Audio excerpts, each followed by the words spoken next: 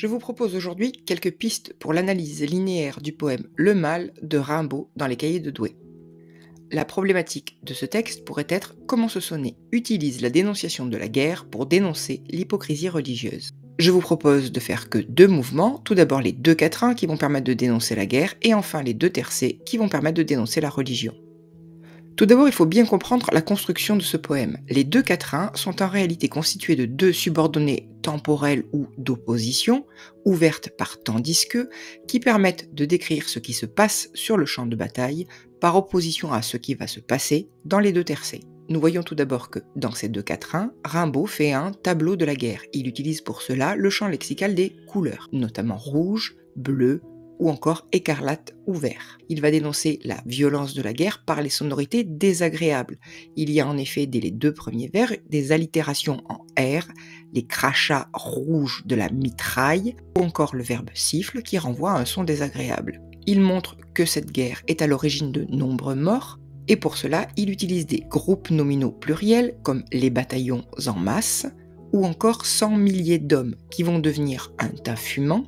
Et nous voyons apparaître la violence des coups de feu qui étaient évoqués au premier vers avec la métaphore crachat rouge de la mitraille par la présence du feu dans le feu ou un tas fumant.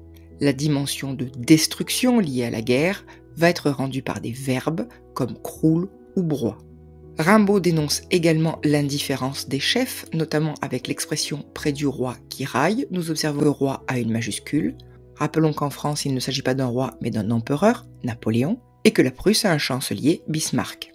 En réalité, en utilisant le terme roi, il utilise un terme générique qui permet de dénoncer cette indifférence des deux chefs.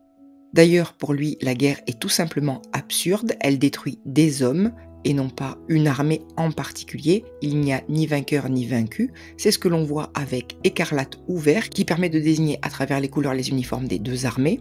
Pour lui, la guerre est simplement destructrice. Nous voyons à la fin des deux quatrains, dans les vers 7 et 8, une apostrophe à la nature qui va permettre de mettre en valeur la dimension sainte de cette nature, notamment à travers l'expression qui fit ces hommes saintement. La nature est donc créatrice et ici presque divinisée. L'apostrophe est ouverte par un tiret qui permet de mettre à l'écart ces deux derniers vers du reste des deux quatrains, et elle signale l'indignation du poète à travers la ponctuation, et notamment les 3 points d'exclamation, ainsi que les points de suspension qui clôturent ce deuxième quatrain. Les deux tercets constituent la deuxième partie de la phrase. En effet, la proposition principale est « il est un dieu » qui ouvre le premier tercet. Ce dieu va accomplir 3 actions qui sont signalées par les subordonnées relatives, qui rit, qui s'endort et se réveille. Le premier verbe est associé au champ lexical du rite religieux, notamment avec le champ lexical des objets liturgiques, nappe damassée, autel, encens ou grand calice d'or.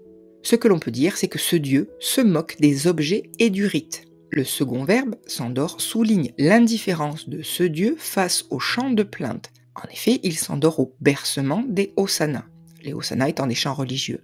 Le mot bercement annonce déjà le verbe s'endort.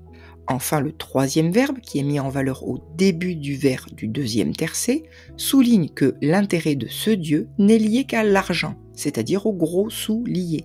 On voit d'ailleurs ici un jeu de mots avec sous lié qui peut donner soulier. On peut peut-être penser que Rimbaud rêve de donner un grand coup de pied aux fesses de ce dieu hypocrite. Nous pouvons enfin observer qu'entre le verbe se réveille et l'objet gros soulier, il y a une subordonnée circonstancielle de temps, introduite par le mot subordonnant quand des mères ramassées.